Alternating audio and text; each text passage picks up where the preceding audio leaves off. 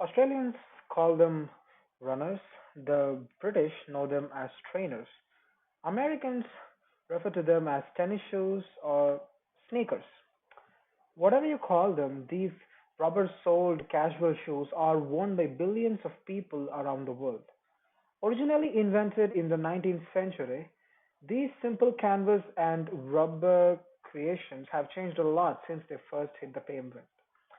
Today, sneaker consumption is at an all time high, and no country buys more sneakers than the US, where people purchase 3 pairs a year on an average. To meet this demand, roughly 23 billion shoes are produced each year, and mostly it is produced in factories across China and Southeast Asia. But making shoes has become more complicated, more labor intensive, and in some ways more dangerous for the workers involved and for our planet. So, shoe manufacturing accounts for roughly one fifth of the fashion in industry's carbon emissions. Sneakers alone generate 313 million metric tons of carbon dioxide every year, which is equal to annual emissions of 66 million cars. So, to better understand your shoe's carbon footprint, let's dive into the anatomy of a sneaker. For starters, the heel, insole, midsole, and upper layer are usually made from synthetic textiles like polyester, nylon, latex, and polyurethane. Mining the fossil fuels that make up these um, materials emits tons and tons of greenhouse gases, and processing those raw ingredients into synthetic textiles also uses a lot of energy, which further compounds the pollution. Some sneaker tops are made from natural sources like leather, but tanning this material re- relies on a compound called chromium, which is a chemical that can damage freshwater ecosystems.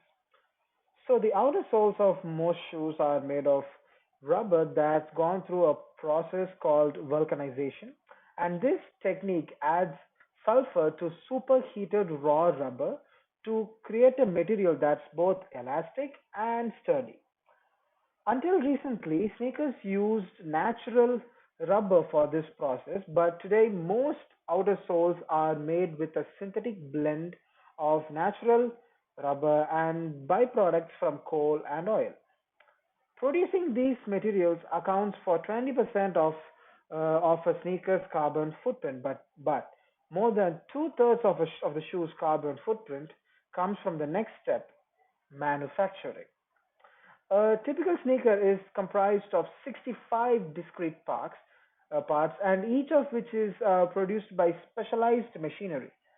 This means it's cheaper for factories to mass produce each piece separately rather than manufacturing every part under one roof.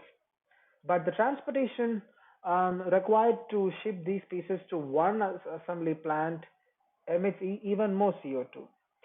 So once the components arrive at the assembly line, they undergo cutting, pouring, melting, baking, cooling, and even gluing before the final products are stitched together.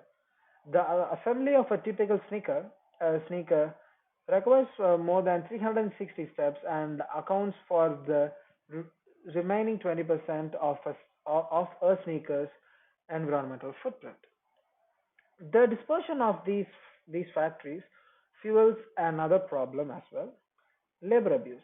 Most brands don't own or operate their factories, so the plants they work with are in countries with little to no worker protection laws. As a result, many laborers earn below the living wage and are also exposed to harmful chemicals.